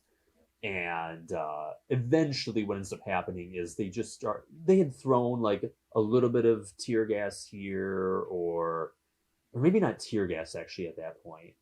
No, they did earlier on in the day. For sure flashbangs. I actually don't recall when they started doing the tear gas, so it may have only been later on. Either way, so don't quote me on that part. But yeah, I saw some tear gas in the initial clashes on the Western Front. Like at like the 1 p.m. hour. Yeah, yeah, it was like, well, it was like 1:50 when I was there, but yeah. Okay, yeah, 2 p.m. Okay, yeah, I was just trying to recall because there was various different munitions that were used, but it wasn't a lot. What ends up happening around 5 p.m. is that they just start unleashing a massive amount of tear gas. Just like huge amounts to try to finally clear the area, and that's actually how they ended up getting people to finally go away. And then they had police pushing them back and eventually just kind of cleared them out of the area. So by about 6 p.m., people were largely gone from the immediate vicinity of the building. Yeah, I remember we talked. Yeah, we talked a couple days later, and I was like, "Did you go in?" And you're like, "Yeah," and we were just talking about whether or not we were going to get arrested. It's a similar situation to Wauwatosa. Like I had congressional press credentials, technically would be allowed to be in the building, but we both had concerns that the feds were going to come down on us. I mean, we were doing our job, to be clear. We're not going to trust. I mean, same as any other protest / riot. You're not going to trust the rioters or the police to give the full story. Like it's our job to be in the middle of it and show everybody the full spectrum of what was happening, whether it's people on the police line that are acting poorly or vice versa. There was a lot of everything on that day. Did you get contacted by the feds? And if so, what did they say? No. And yeah, that's, me neither. Yeah, literally no, not even so much as an email or so something weird in the mail. Never. Yeah, it's so strange because like after Kenosha, I turned over my evidence. I talked to police. They were keen on gathering my evidence, making sure that they had all the footage. But after January 6th, I didn't even hear a peep, which was weird. And what did you do from there? I mean, I presume you did some media hits about what you saw. Yeah, did several interviews after that regarding it, and a lot of people interested in using the footage, so doing footage licensing as well. And that one, unlike Kenosha as well, Kenosha, it was still in the middle of a very like hot time period in terms of like a lot of activity and a lot of protest activity to cover. So January 6th, I did still go out over by the Lincoln Memorial on January 7th because there were some protesters that were out there. But after that, I left, and there really wasn't a lot of protest activity for like 10 days after that. Yeah. And that was a big distinction between that and Kenosha. People were just in shock. If you remember that time period, like really like the country was by and large in shock of what had just happened. And go ahead. Yeah, sorry. I was just going to say, I mean, it's amazing that, you know, even in a place like the Capitol where you have so much media and so much press, you and I were still right in the middle of it, more so than the actual, you know, a lot of the mainstream guys. And your footage was still the most important footage of that entire event. I mean, my most viral video was a guy, even though I was on the other side of the house doors when they had the guns drawn and they were trying to smash down the doors, my most viral footage was a guy smoking a joint in the rotunda, which is crazy. Yeah. But it's just crazy that, I mean, how did that feel afterwards? Like knowing that your footage is going to be, you know, a seminal aspect of what happened on that day. It was good to know that I had captured something so pivotal. And especially when I reflected on that specific moment with the window getting smashed, and that there was like hardly anybody else around filming this. It's not like, oh, there's, you know, a line of 15 press in a semicircle and we're all filming the exact same thing at the same time. Exactly. There was like hardly anybody there at that time. Yeah. It was a very, very small group of people in that moment. And so that was substantial. That was huge. And there was somebody that does films that talked to me about it at one point and was like, I hope you know what you just captured, and like basically how valuable that was. And it felt very good to hear that, that it's one thing if people are just like, the standard, like, we want to license the footage and all that, but like people actually commenting on the nature of the video itself and like the historical aspect of it, that was interesting to hear. And as more and more came out from that, and it was still my footage being run, that was also, that was a good feeling. Still to this day.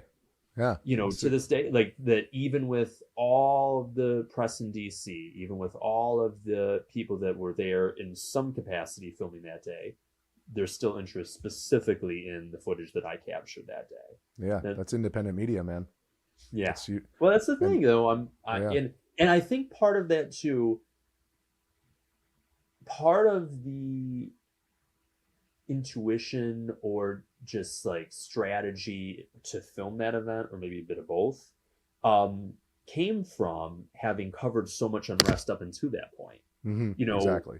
What I learned from Minneapolis, what I learned from Portland, Kenosha, Wauwatosa, all those events prior fed into my knowledge and my understanding of these types of events. When things start to get really rocky, really volatile out there, when there's clashes, where do you go? How do you navigate that scene? If January 6th had been my very first day on the job, like, I don't think it would have been the same. I think that having learned so much from the months preceding it, and it was a lot of training ground, as you know, because there was just so much, such a high volume in summer of 2020, fall of 2020 as well. I think that was huge on it, and specifically covering this type of event. So that's not to say that there weren't press out there that have even more experience overall in the industry. Yeah, bigger cameras. What'd you say? Bigger cameras. Well, there's that. Yeah. And we're doing all this with our cell phones, which is the craziest part. The camera size is an element, but also what is it that they're covering? If it's primarily not civil unrest, like, it's very possible that there could be somebody with years of experience overall in journalism. And this isn't to knock on them or anything. There's still incredible value in covering all sorts of different kinds of news events. That being said, it may not specifically be police clashes and, tension and tear gas flying and flashbangs and, vandalism, destruction of property, things like that. I think that having had so much experience in the months prior definitely helped with being able to capture things the way that I did that day. Yeah, for sure.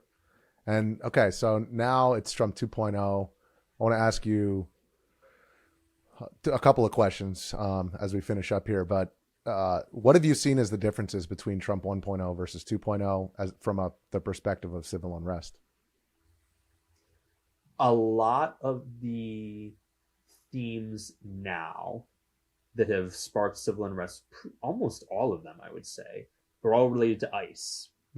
ICE has been the overarching catalyst for the various different episodes of civil unrest we've seen. Primarily, I'm thinking of Los Angeles in June of 2025, Broadview, which is just outside of Chicago, in September and October of 2025, and then Minneapolis in January of 2026. The one common thread throughout all of those is that they were all in response to something related to immigration enforcement. It was all related to ICE. And then there were different elements that got thrown in there. Like, for example, with Los Angeles, initially it's about ICE, but then also people were angry that the National Guard was deployed. So then they're also coming out against that. But the initial spark is related to ICE. In 2020, you think about Minneapolis, that initial May 2020, the riots that were going on there, that was in response to the killing of George Floyd. So it was different. Jacob Blake in Kenosha, right? The shooting of Jacob Blake, that's what sparked that. So it's different causes for the unrest in Trump 2.0. It's primarily related to ICE now. Yeah. What about the protesters / rioters like I've noticed, and I've only been covering really DC because I got kids now, and I gotta be a little bit more careful about how much I travel. Number one, but number two, like, you know, what I'm getting myself into. But have you noticed? I've noticed that they're a lot more aware of who's filming, like trying to get your credentials, trying to make sure that you're friendly. Have you noticed that? I think they were already doing that a bit in 2020. Yeah. It depends on the setting. I think that, like, for example, Portland was doing that more than Kenosha. Yeah, much more aware. Yeah. So, and even, I think there is even some discrepancy between the three places that I named. But if I'm being honest with you, I don't know that it's been substantially different. Perhaps on some of the more low-key protests that haven't devolved to as much unrest. But I think a lot of times when it's gotten to that point where there's like tear gas flying and, you know, things like that, people aren't sitting there and, you know, going through, okay, well, which press are you? Which press are you? No, are you talking about just on the protesters' end, or do you mean on the police end, or both? I mean, yeah, just as a whole. As a whole, yeah. I do think that there might be some more awareness on the side of police that there are going to be independent press out there. Mm-hmm. I think in 2020, maybe that was more novel. That's not to say that it should have been, but like, yeah, exactly. Perhaps there's at least a bit more awareness. That being said, there was still independent press being arrested in 2026. So yeah, it's not like that has stopped on the police side of it, but I do think there's maybe a bit more awareness of the independent side of it because that has just become so much more prolific over the last half decade. Yeah. And I want to just ask one more question about your style and kind of the way, so we were kind of on the forefront of like independent media covering all this stuff in 2020. Now that that's developed, you're seeing a lot more people going out there kind of like, I would say, combining activism with journalism, where they're actively combating, you know, the way that they ask questions of the protesters is very confrontational, and that makes them become part of the story.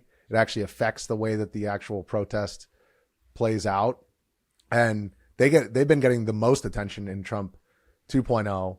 And, you know, I'm wondering, like, you seeing that happen, like, what is it from your perspective that keeps you doing it the way that you're doing it as a fly on the wall and trying not to interfere with what's going on, but really just show people what's going on and relay objectively what's happening from on the ground, rather than, like, you know, what might be a better business model of, you know, gathering more attention to yourself and actively engaging more? What keeps you going and doing it the way that you do it? Ethics. Yeah. And a deep-seated care for what I'm doing and the work I'm putting out. And when I say that I deeply value this work and really want to continue putting out quality journalism, I really do mean that. It is not just, hey, can we get a quick viral video? Okay, can we make this go viral? Things like that. I genuinely do care about this. So there's, you know, a lot of stories that I cover that didn't really get a whole lot of traction, but I still think they were important stories to cover nevertheless. For sure. And there's ones that I cover that have gotten a lot of traction. So I think, you know, when you care very deeply about it, it's not difficult to stay in that sort of, I don't know if neutral is the right word, but like trying to be objective. And, I think that's fair. Yeah, trying to be fair and trying to just like, trying to present facts. I think that's the best way to describe it. That might be the best phrasing of it is. Yeah, that's true. Yeah. Sorry, go ahead. I am purely here to try to present information on what happened. I've kind of likened it before in conversations with people to fresh water and bringing fresh water. I want to just continue supplying fresh water for people. People can come and drink it. They can just drink the water. And it's like, great, it hasn't been modified, it hasn't been, you know, we're not injecting opinions into it. If some people decide to take that water and then put it into some sugary drink or into some alcoholic drink or whatever, and then drink that instead, that's on them.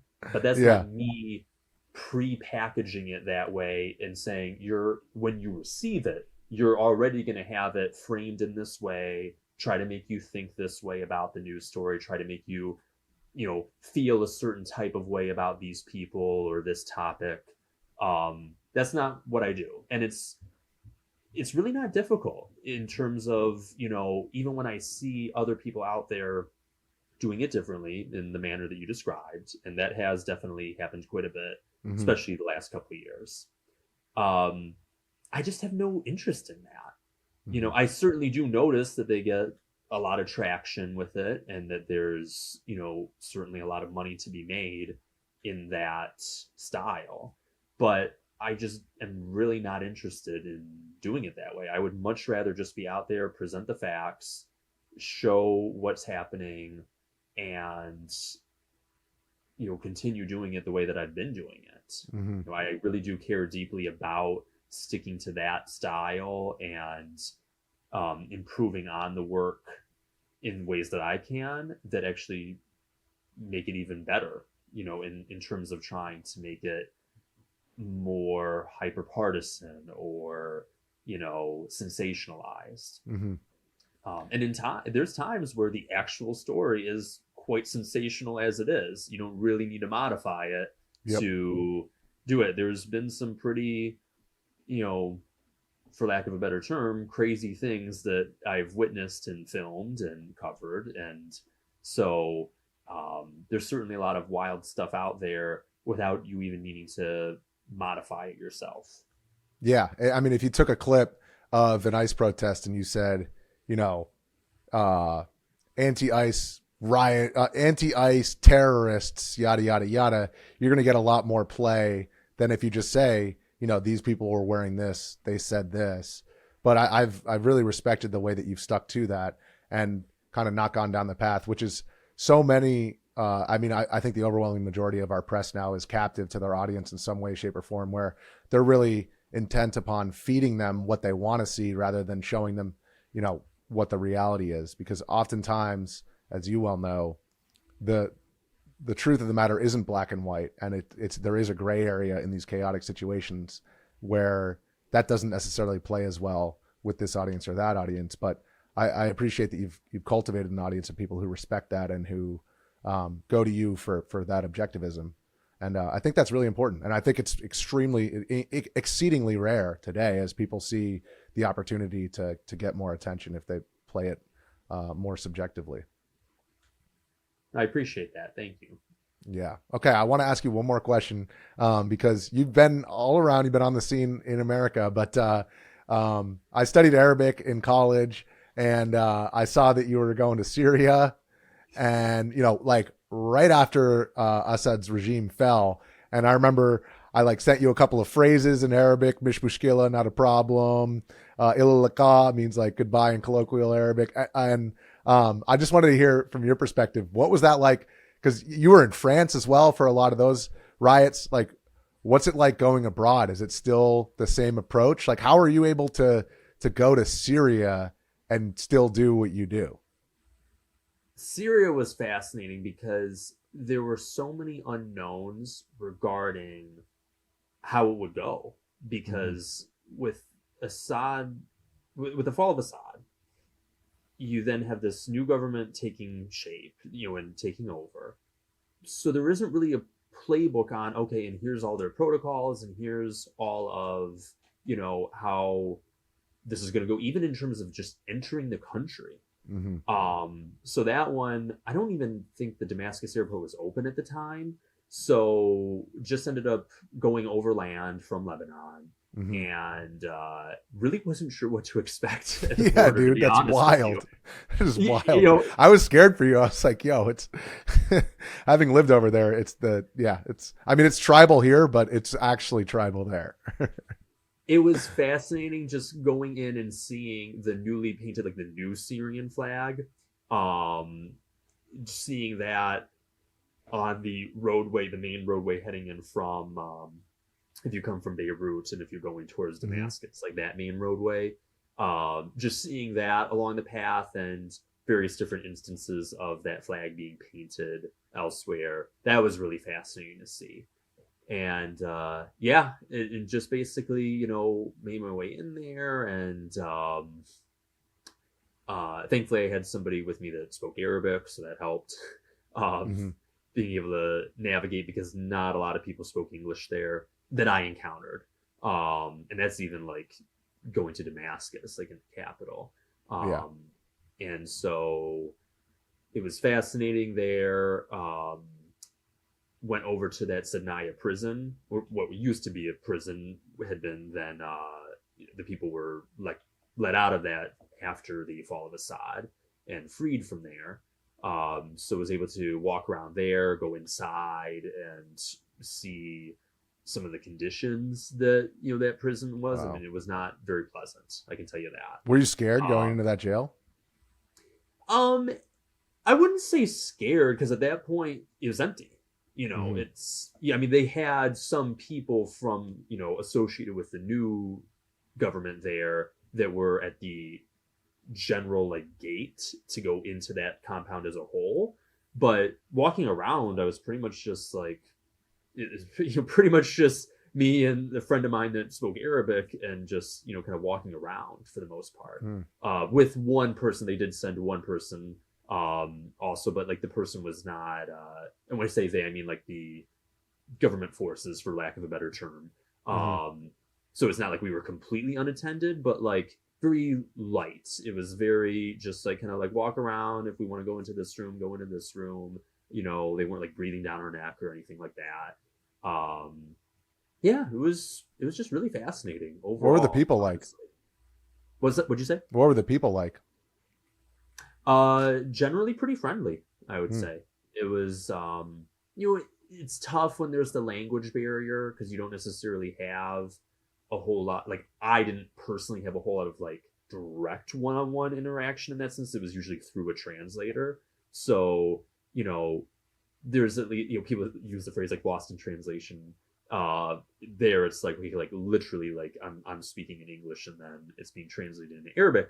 But even that being said, it was still friendly, and I think people were interested in people seeing the country now, and being willing to show that. Yeah, and it was interesting to learn about just how things were there. They were struggling, though, I will say. It was electricity was kind of sparse in the capital. In terms of like the hotel we were staying at, they only had electricity for some hours of the day. It wasn't necessarily an exact set time. Hot water only for some hours of the day. And this is again in the capital. So definitely, there's elements that they're still struggling with. That being said, went back later on in that same year, last year, for the 1-year anniversary of Assad's fall. And it was, granted, I stayed at a different hotel, so I guess I don't want to compare apples to oranges there.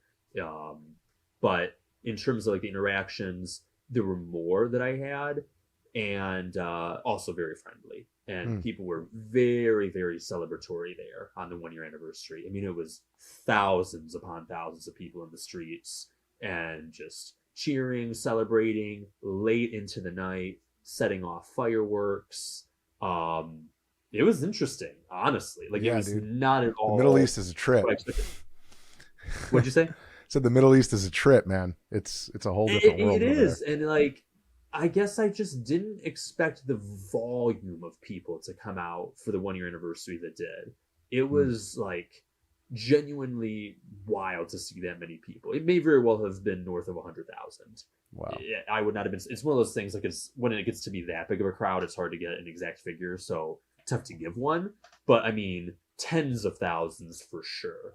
And it just lining up and down. There's this long boulevard, and just cars packed up and down, honking their horns late into the night.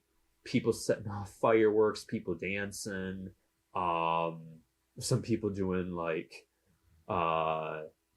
various different things with their cars. Like, you might see it like a car meet or something like that. Yeah. And in that sense, Drifting. like, yeah, drifting and like things like that are some of the things I've seen back in the States. Yeah. And that was interesting to see too, where I'm just like, we're really not that different. Like, Yep.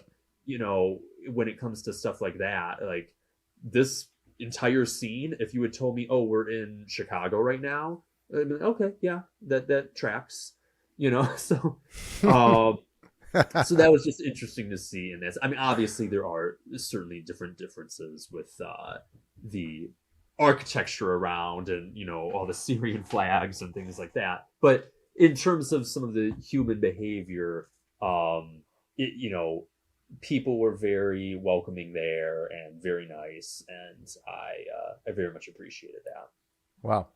Okay, so where's the next scene? We're finishing up here. What's next for BG on the scene? Where's the next scene? You gonna go to Iran or what? That's a very good question. There's some things that are happening in a few different locations in Minnesota, in Michigan, in New York. So there's a few different things. It's hard to pinpoint any exact one, unless it's like literally like the next one, because so many other things could come up in between. And so I don't like to say, like, oh, this is the next one. Yeah. A lot of it, as you know, is responding to news events as they come. That being said, yeah, there's a couple things on the calendar, and we'll see how things evolve. That's pretty much how I've been playing it with that, Yep. you know. Yeah, I see you've been covering the flock cameras too, which I appreciate. That's a hot story right now. It is, yeah. You know, there was the cannabis dispensary in Michigan that had a no flock zone sign put up and then taken down. In Columbus, Ohio, there was an actual protest against flock, and then they went to a hearing regarding flock. There's a city in a suburb of Detroit that just canceled their flock contract. They're not renewing it. Or I shouldn't say canceled. They're not renewing it. Proper terminology there. But yeah, I mean, flock has definitely gotten a lot of attention lately. Winona, Minnesota, there's multiple flock cameras that were either, I think, stolen. So yeah, there's just so many things going on with flock lately. That's like very, very hot topic. Well, there you have it. Anybody who is not already following BG on the scene, if you guys want to know all things civil unrest, and also just, I mean, you're just on the scene for a lot of the important stuff that's been happening in the country over the last decade. So give BG a follow, support his work. You know, he's independent, and I think what you're doing is extremely important and actually extremely rare these days. So keep up the good work, BG, and I'll check in with you after the next major national event that I'm sure you'll be right on the ground for. I'm very grateful for that, Richie. Thank you. Got a burning garbage truck just in front of the county courthouse. Yeah, have you ever witnessed a riot before? Ever see somebody die to get turned to a highlight before? Have you ever jumped to conclusions with a skateboard? Have you ever almost lose your life and had to thank the Lord? I have. I'm on that riot diet, yeah. I'm on that riot diet, yeah. I'm on that riot diet, yeah. I'm on that riot diet, yeah. I'm on that riot diet, yeah. I'm on that riot diet, yeah. I'm on that riot diet, yeah. I'm on that riot diet. Richie McGinniss This presents is what you're not seeing. Riot on Diet. the news right now.